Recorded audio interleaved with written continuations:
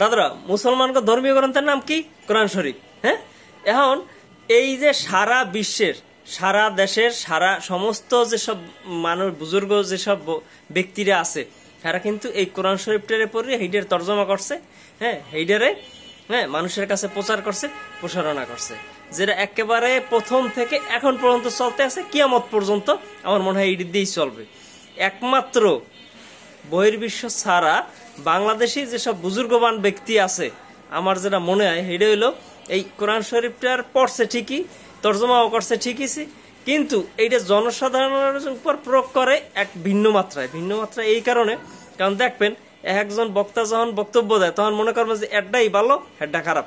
আবার যখন আরেকজন কথা কয় সেই সময় মনে করবে যে মনে হয় এই ভালো জানে, এই যা কইছে এইটাই নিয়ম, এইটাই ভালো।